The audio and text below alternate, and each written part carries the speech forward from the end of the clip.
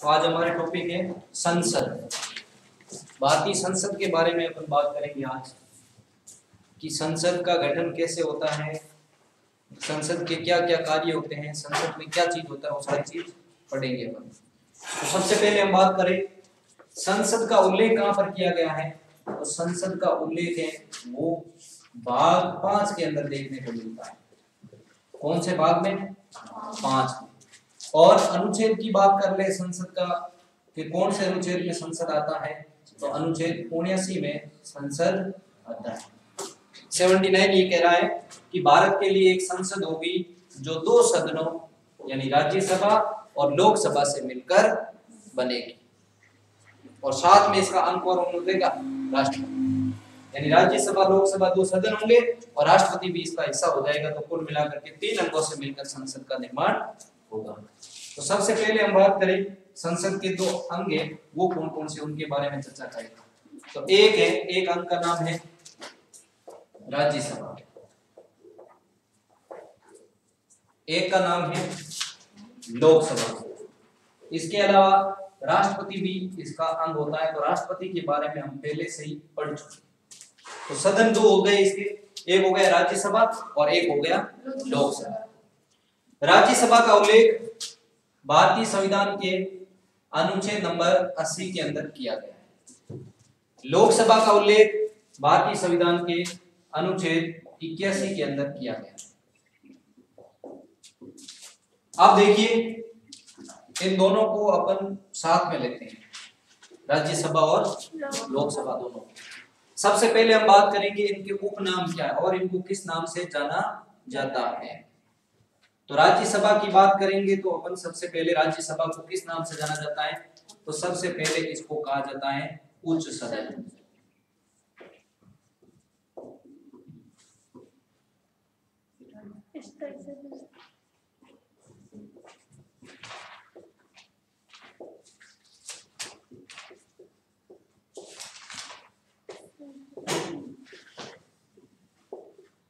ये इसके हो गए उपनाम।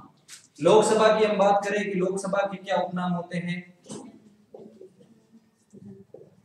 ये अगर उच्च है तो ये क्या हो जाएगा? निम्न।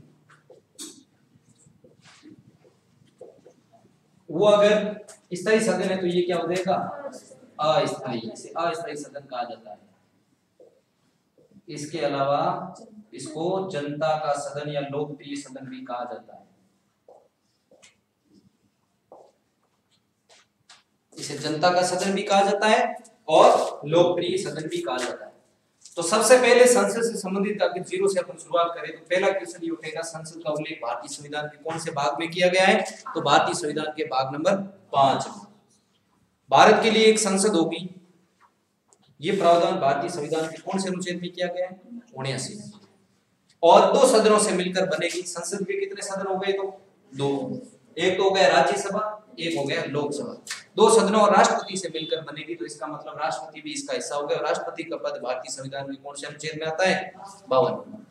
अब देखिए इनके उपनाम पूछ लिए जाए, कई बार पूछ लिया जाता है कि संसद के अंदर राज्यों का सदन या राज्यों का प्रतिनिधित्व कौन सा सदन करता है, तो राज्यसभा आएगा। उच्च सदन कौन सा है? तो राज्यसभा होगा। स्थायी सदन कौन सा है? तो राज्यसभा। बड़ा सदन कौन सा है? तो राज्यसभा। ठीक है। इसके बाद में हम बात करें, अब ये उच्च है तो ये क्या हो जाएगा? निम्न। ये स्थायी है तो ये क्या हो जाएगा? अस्थायी।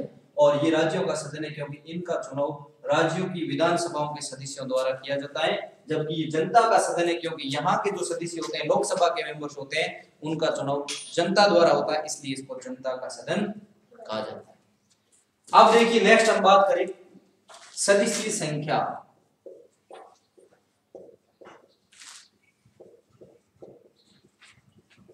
इनके अंदर कितने सदस्य होंगे?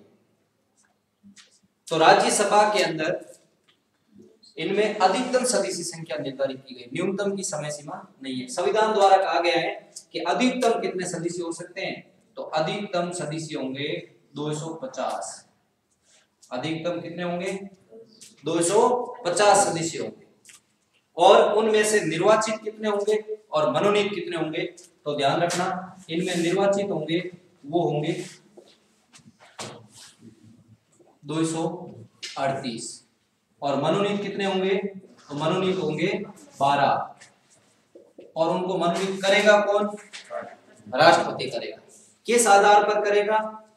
तो कला, सामाजिक क्षेत्र या समाज सेवा कह सकते हो, साहित्य और विज्ञान, इन क्षेत्रों के अंदर जिन व्यक्तियों ने अच्छा काम किया है ऐसे व्यक्तियों को भारत का राष्ट्रपति राज्यसभा में मनोनीत करेगा। तो 238 इसमें क्या होंगे? निर्वाचित। 12 क्या होंगे?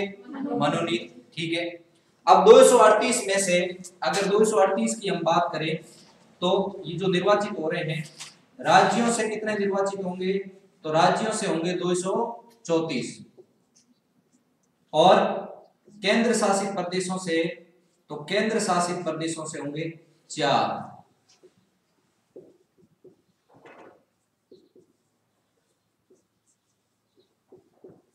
केंद्र शासित प्रदेशों से कितने निर्वाचित होंगे?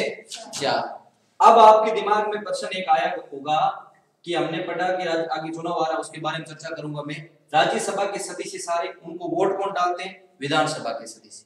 तो जहां पर विधानसभा है वहां से राज्यसभा के सदस्य चुनकर आते हैं। तो अनुच्छेद 170 ये कह रहा है कि प्रत्येक राज्यों के अंदर विधानसभा होगी। भारत के अंदर जितने राज्य होंगे प्रत्येक राज्य के अंदर विधानसभा होगी। ये बात कौन सा अनुच्छेद कह रहा है? 170। लेकिन भारत के अंदर केंद्र शासित प्रदेशों के अंदर सभी के अंदर विधानसभा नहीं है। तो आप कहोगे फिर ये 4 कहां से चुनकर आते हैं? तो आपको पता होना चाहिए भारत के केंद्र शासित प्रदेश जिसमें दिल्ली और पुडुचेरी का नाम आपने सुना होगा, दिल्ली और पुडुचेरी से ये 4 सदस्य चुनकर आते हैं। अभी जम्मू कश्मीर हो गया है, लेकिन अगली बार जब चुनाव होंगे राज्यसभा के तो जम्मू कश्मीर भी ऐड हो जाएगा। लेकिन वर्तमान के अंदर अगर हम बात करें तो केंद्र शासित प्रदेशों से 4 सदस्य चुनकर आते हैं। अब इन केंद्र शासित प्रदेशों में ये 4 कहां से आते हैं? तो एक तो दिल्ली से, दिल्ली की बात करें अपन तो दिल्ली से कितने आते हैं? 3। और पुडुचेरी से कितने आते हैं? पुडुचेरी से आते हैं 1। तो ये 4 केंद्र शासित प्रदेशों से चुनकर आते हैं। अब यहां से क्वेश्चन कई बार पूछा जा चुका है और पूछा भी जा सकता है। क्वेश्चन ऐसा पूछा जाएगा कि राज्यसभा में दिल्ली से कितने सदस्य चुनकर आते हैं? तो राज्यसभा से दिल्ली से कितने सदस्य आते हैं? 3। या पूछ लिया जाए कि राज्यसभा से केंद्र शासित प्रदेशों में कितने सदस्य चुनकर आते हैं? 4। केंद्र शासित प्रदेशों में कितने चुनकर आएंगे? केवल और केवल 4 चुनकर आएंगे, इससे ज्यादा नहीं चुनकर आएंगे।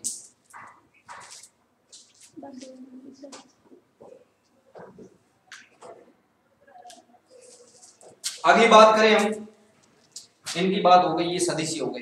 तो ध्यान रखना, वापस ध्यान दीजिए कि अधिकतम कितने होंगे? 250। न्यूनतम का आंकड़ा यहाँ है नहीं। निर्वाचित कितने? 238। मनोनीत कितने होंगे? 12। अब जो 238 है ये राज्यों से कितने निर्वाचित होकर आएंगे? तो 234। केंद्र शासित प्रदेशों से कितने आएंगे? 4। कहां से आएंगे? 3 दिल्ली से, 1 पुडुचेरी से। अगली बात करें कि वर्तमान के अंदर कितने हैं? तो वर्तमान के अंदर 245 है। वर्तमान में कितने हैं? 245 है। अब वर्तमान में कितने हो गए? 245 हो गए। तो देखिए वर्तमान में 245 है, निर्वाचित होकर आए हैं, मनोनीत भी और निर्वाचित भी। इन 245 में से निर्वाचित कितने हैं वर्तमान में? तो वर्तमान में निर्वाचित हैं वो हैं 12 निकालो 245 में से, पीछे कितने बचते हैं? 233। 233 हो गए। तो कितने हो गए? 233 है वो निर्वाचित है। मनोनीत कितने होते हैं? मनोनीत वर्तमान में कितने हैं? 12। अब ये 233 की अगर हम बात करें तो राज्यों से कितने वर्तमान में निर्वाचित हैं? तो राज्यों से 229।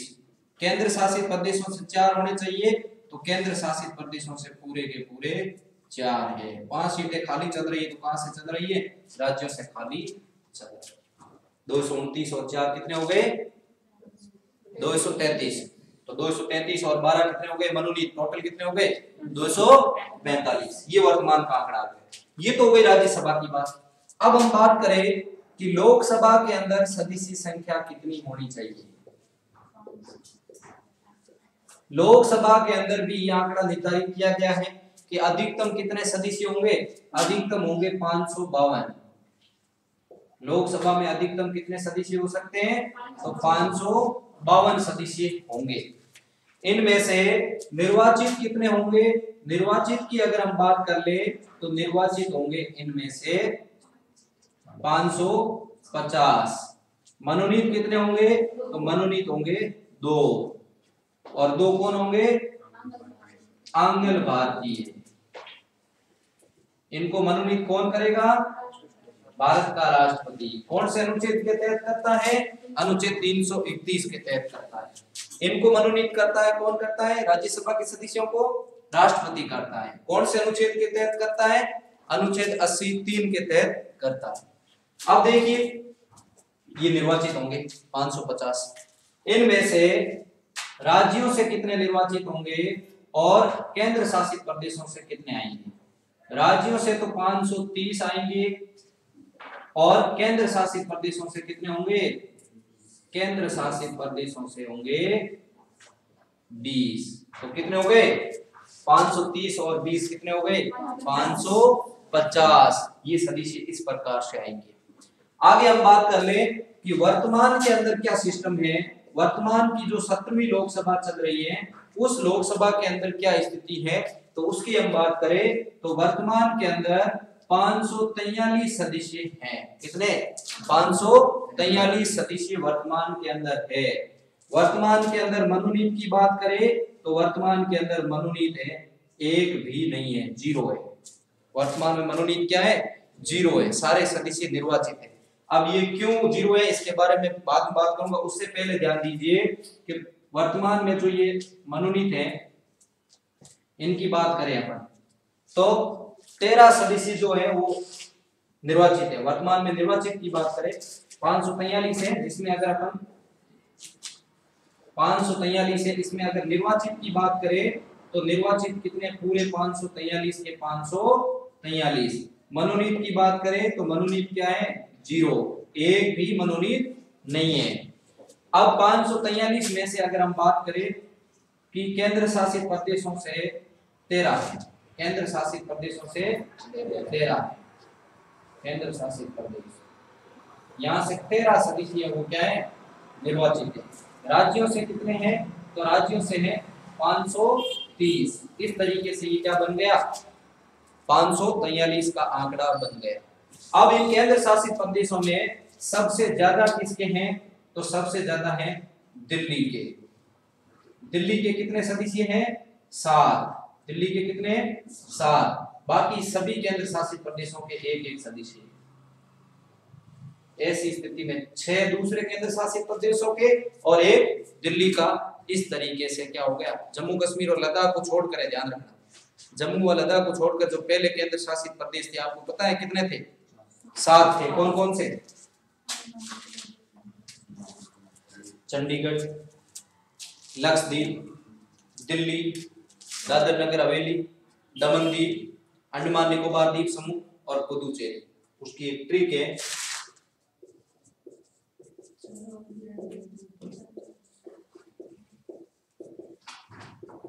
इसे आप याद कर सकते हो कि ये सारे केंद्र शासित प्रदेश हैं। च का मतलब चंडीगढ़, ला का मतलब लक्षद्वीप, दिल का मतलब दिल्ली, दे का मतलब दादर नगर हवेली, दो का मतलब दमन द्वीप, आ का मतलब अंडमान निकोबार द्वीप समूह और पा का मतलब पुदुचेरी। अभी वर्तमान में कितने हो गए हैं? वर्तमान में कितने हो गए? वर्तमान में हो चुके हैं 9, क्योंकि जम्मू और लद्दाख इसमें जुड़ चुके हैं। तो आप जम्मू व लद्दाख वालों को, जम्मू व लद्दाख वालों को ये कर देना है, हिस्ट्री को आगे जोड़ देना है। आप जम्मू व लद्दाख वालों को, जम्मू कश्मीर और लद्दाख। अब देखिए एक चीज ध्यान रखना, इनको क्या कर दिया? 1 कर दिया गया। तो पहले 9 थे, 9 से क्या हो गए? अब 8 हो गए। दमन द्वीप और दादर नगर हवेली थी, उनको 1 जोड़ दिया, 1 में कर दिया। ठीक है, तो 8 हो गई। आगे देखिए, तो दिल्ली से 7 और बाकी की हम बात करें तो इस जम्मू और लद्दाख को छोड़ दो, पीछे क्या बन गए? चंडीगढ़ हो गया, लक्षद्वीप हो गया, इसके बाद दादर नगर हवेली हो गया, दमन द्वीप हो गया, अंडमान निकोबार द्वीप समूह हो गया और पांडिचेरी हो गया। 1 2 3 4 5 और 6 6 और 7 दिल्ली वाले कितने हो गए 13। बी जो 7 सीटें हैं वो इनकी खाली चल रही है 20 में से। और मनोनीत क्या है यानी एक। अब आपको पता होना चाहिए कि मूल संविधान के अंदर क्या था हमारे कि अगर आंग्ल भारतीयों का प्रतिनिधित्व नहीं हो पा रहा है तो ऐसी स्थिति में भारत का राष्ट्रपति 2 आंग्ल भारतीयों को क्या करेगा मनोनीत करेगा। ये बात लिखी हुई थी। अब ये 17वीं लोकसभा में ऐसा क्या हो गया कि आंग्ल भारतीयों को मनोनीत नहीं किया। तो 126वां संविधान संशोधन विधेयक है वो भारत की सरकार लेकर आती है। 126वां संविधान संशोधन विधेयक कॉन्स्टिट्यूशन अमेंडमेंट बिल कौन सा 126 और इसके तहत भारतीय संविधान में 104वां संशोधन होता है। 104 नंबर संशोधन होता है। 126 संशोधन विधेयक लाए जा चुके हैं ध्यान रखना। उसमें से संशोधन कितने हुए 104 बाकी वाले पेंडिंग चल रहे हैं। तो 104 जो संविधान संशोधन हुआ है उसमें ये किया गया है कि अब आंग्ल भारतीयों को मनोनीत करने की आवश्यकता नहीं है। तो 17वीं लोकसभा में ये हो जाता है कि आंग्ल भारतीयों को मनोनीत करने की अब कोई जरूरत नहीं है, केवल और केवल निर्वाचित सदस्य चुनकर आएंगे। अब आपके दिमाग में एक प्रश्न आता होगा कि आंग्ल आंग्ल आंग्ल आंग्ल क्या है। तो आंग्ल भारतीय कौन थे उसके बारे में बता दूं आपको, क्यों आपको पता होना चाहिए कि अंग्रेज भारत आए थे। तो अंग्रेजों के कई ऑफिसर वगैरह थे, उन्होंने क्या किया या स्थायी रूप से बस गए, कुछ लोग ऐसे थे उन्होंने भारतीय महिलाओं से शादी कर ली और उनसे शादी करने के बाद में जो उनकी संतान उत्पन्न हुई थी उन्हें आंग्ल भारतीय कहा जाता है। भारतीय महिला और अंग्रेज उनके विवाह के बाद में जो उनकी संतान उत्पन्न हुई उन्हें किस नाम से जाना जाता है आंग्ल भारतीय से नाम से जाना जाता है। भारतीय संविधान का एक अनुच्छेद है, वो अनुच्छेद कौन सा है अनुच्छेद 366 है, वो विभिन्न परिभाषाएं दे रहा है। बहुत सारी परिभाषाओं से संबंधित जो अनुच्छेद पूछ लिया जाए तो 366 है, लेकिन 366 के अंदर 366 दो अनुच्छेद है उसमें आंग्ल भारतीयों को परिभाषित किया गया है। आंग्ल भारतीय कौन होंगे उस चीज की परिभाषा भारतीय संविधान के अनुच्छेद 366 दो के तहत दी गई। तो इस तरीके से ये आंग्ल भारतीय 16 लोकसभा तक तो मनोनीत होते आ रहे थे, लेकिन 17वीं लोकसभा में 104 कॉन्स्टिट्यूशन अमेंडमेंट के तहत इनकी जो सदस्य संख्या थी 2 उनको मनोनीत करने से मना कर दिया गया। सरकार अमेंडमेंट लेके आई और अब आंग्ल भारतीय मनोनीत नहीं होंगे। यहां तक कोई प्रॉब्लम, किसी भी प्रकार की कोई समस्या नहीं। चलो एक बार वापस रिवाइज करते हैं। संसद भारतीय संविधान के कौन से भाग में आती है 5 अनुच्छेद कौन सा